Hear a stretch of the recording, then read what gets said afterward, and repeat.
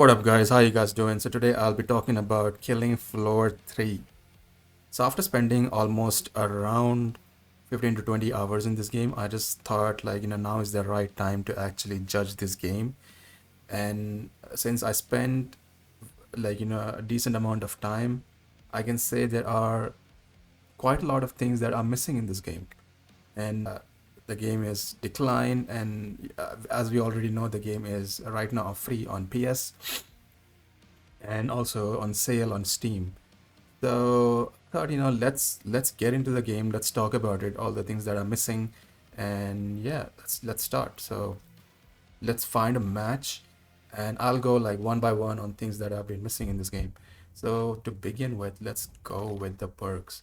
Now, Commando, Firebug, Engineer, Sharpshooter, Ninja, and Medic. There are these set of perks that we have in the game, and the perks that are missing are Demolition, Support Specialist, and Berserker. Ninja is the replacement for Berserker, and Engineer is the replacement for Support Specialist and Demolition. So Engineer is the perk that's been combined. It's a weird combination of two perks. If you go to see select Ninja and we go into the armory, it has these shotguns, and these three are fine, but they do not pack that punch. Playing that game, you shoot a Z, they don't fly off in the direction, in the direction that you're shooting. Strike, duel, defender, poor excuse for sort of bone breaker, the grenade launcher. There's suddenly a grenade launcher here in between all those shotguns. I don't know what this is. And then we have a pistol. It plays like SMG. So it's a very weird combination of certain perks and weapons added. It it's like there's a lack of identity with this perk, the engineer. And let's go with maybe select ninja. And ninja as a perk is fine. It has decent skills, but now if you go to armory, it has Kiba, Kunai, Yami, Katana, and Shuriken. Now these weapons are fine because these are some ninja, but now if you consider previous Killing Floor games, and the perk that we had was Berserker, and we had Sledgehammer, we had Axe, Katana, Claymore. Like there were variety, right? Now these are Shuriken, Katana, crossbow. I'll call it a crossbow, and Kunai, and these are ranged weapons. Also, these are limited weapons. Kunai and Shurikens will deplete after a while. So the only weapon that you have are Kiba and Katana. So I do not understand these. This could have been the secondary weapon, you know. So if you remove these two weapons, the Shuriken and Katana, we only have Kiba and Katana, which are basically the same. Kiba and Katana, and Yami also is like, it could have been a secondary weapon. So in my opinion, the Berserker or the Ninja, it only has Kiba and Katana. It's a lack of weapon in case when it comes to Ninja. All right, let's go with another one. Let's select a different perk. I think Commando is pretty fine. I've checked it, but it's fine. Let's just in case if you guys want to see. Uh, these are pretty much okay. But then again, playing these weapons, I felt they don't pack a punch. They do not feel that it. You get the Call of Duty kind of feel. But if you play the older Killing Floor games, every weapon plays differently and has a different push to it. Like when you shoot it, the gunplay is basically why Killing Floor was so different compared to other shooters. But now it feels like just another Call of Duty ripoff. Let's go with Firebug. Firebug, this is just SMG. I think Firebug in Killing Floor 1 and 2 also had an SMG. Dragon's Breath is decent, but here's the problem with Dragon's Breath. When you shoot the flames out, the Zeds do not catch flames, or they don't burn. They just have like this weird PNG effect. Incinerator has the same issue. This is something different and up higher. This is okay. We have already spoken about engineer. We have sharpshooter. Sharpshooter has that fail actually. The sharpshooter is the only perk with weapons that actually give you that fail when you shoot. The Zeds fly back, or it has a knockback, a decent knockback.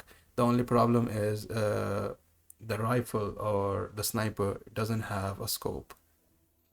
The rest everything is decent. Ninja we already spoken, and medic is, I think medic there's nothing much to complain. Medic weapons are decent. It's just a support kind of healer, so it's fine. There's nothing much to say about medic. Okay, so let's go find a game and I'll talk further more about certain things that still bother me about this game. So as we get into the game, maybe I'm not sure which perk am I using right now, so I'll just go into the game and check it. I really want to show the knockback with each and every shotgun that I was talking about. There's no knockback. I just want to show you to you guys what lacks, the gun that failed, that actually lacks in this game. So let's go. Here's one thing that I've noticed: lack of server browser. A good server browser in this game that we previously had in Killing Floor 1 and 2 is completely gone. There is just random matchmaking that the game puts you in, which I really don't like. Previously we had matchmaking and I would select the match that had the best ping, and that was the best way to play. Find the game that is suitable for you, choose through the browser. So that's gone, and that really feels like a downgrade. So that's another problem with this game. Okay, so let's change the perk. I'll go to engineer. I'll go with the engineer, and yeah, let's join. Think holistically out there. Okay, let's go. See how your skills can be. Alright, see. So I'll shoot these, and this is a shotgun. They should have a decent knockback, but it doesn't. Now there is something which I've noticed is it rips and tears, but the knockback is really poor. Once you have completed a wave, now I want to change the perk. That is definitely not possible in Killing Floor 3. So you have to play or choose the perk that you have previously selected at the beginning of the game, and that's the only thing that you can play the entire game. There is no other way you can change the perk. Maybe you can buy a different weapon, but which was already there in previous games, but you cannot change the perk mid-game. So that's another downgrade that we have in this game, and I really don't like it because there are things. I actually enjoy playing as Berserker. In previous games I would play Berserker the entire, like all the 10 or 9 rounds, and in the final I would choose a support specialist because that was something really good to kill the final boss. But that's definitely not possible in this game, and I would say that's downgrade. Now just for the demonstration, I have chosen a nade launcher, and you can see what I was talking about previously with when it shoot this, the explosion is so minimal, plus it barely has any explosion or any PNG. Now, like, what is this? It doesn't give the burn, like the burn damage, or there's no explosion. There are just these sparks which fly around. So previously we had, like in Killing Floor 1 and 2, there was definitely a huge explosion. Not like huge, but at least you can check over here now, see?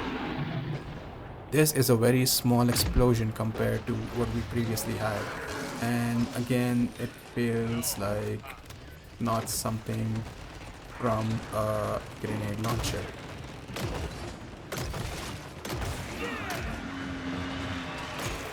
Now with the engineer's arsenal, what other weapon that I can choose? Let's choose this. It's like it is because I don't feel the sawed off is any good. Let's also trade with the latest one, and let's upgrade our armor to maximum. And yeah, so that's all we have. This is definitely a sort of which we previously had in the game, and let's see how well it does. Yeah, so this is the final round, and this is another problem that I have. The final boss is actually not that difficult to defeat. At the same time, we only have 6 rounds compared to 10 rounds previous 10 rounds in the game in Killing Floor 1 and 2. Now if you see, if you compare it with the Patriarch or something, so that doctor was very difficult to bring down. It would run away, it would change, it would heal up, but with what we have in this new game, it doesn't do anything of that sort. It is definitely lacking personality with these Zeds. So one is down.